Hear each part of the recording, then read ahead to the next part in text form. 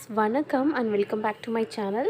இன்றைக்கி நம்ம சேனலில் சிம்பிளாக வீட்டிலேயே செய்யக்கூடிய பன்னீர் டிக்கா ரெசிபி தான் பார்க்க போகிறோம். தவா பன்னீர் டிக்கா ரெசிபி வாங்க எப்படின்னு பார்க்கலாம். இதுக்கு வந்து தயிர் வந்து எடுத்துக்கணும். கொஞ்சம் கட்டியாக இருக்க தயிராக இருக்கணும்.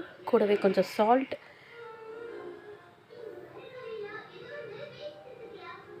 மிளகாய்த்தூள் உங்கள் காரத்துக்கு ஏற்ற மாதிரி நீங்கள் போட்டுக்கோங்க. கரம் மசாலா,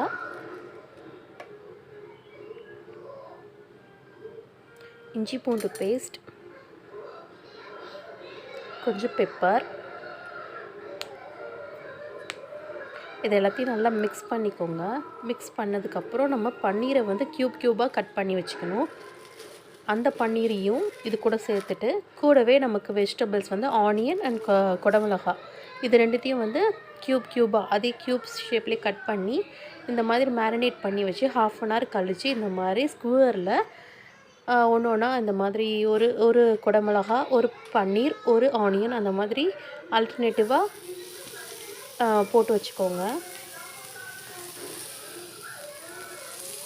இதை வந்து ஒரு தவாவில் வந்து ஆயில் போட்டு அதில் வச்சு நம்ம 2 பக்கமும் வந்து திருப்பி விட்டு வறுத்து எடுக்க போகிறோம்.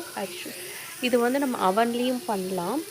பட் வந்து அவனில் பண்ணும்போது அந்த ஜூஸினஸ் வந்து கம்மியாகும். ஆனால் தவாவில் பண்ணும்போது கொஞ்சம் ஜூஸியாக இருக்கும். அதனால தான் தவாவில் பண்ணுறேன்.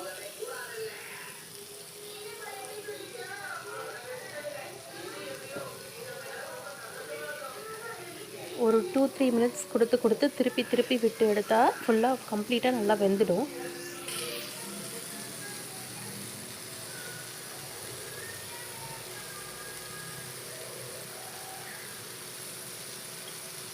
நான் இதில் கூடவே டொமேட்டோ சேர்த்துருக்கேன். உங்களுக்கு டொமேட்டோ பிடிச்சிருந்தா சேர்த்துக்கோங்க.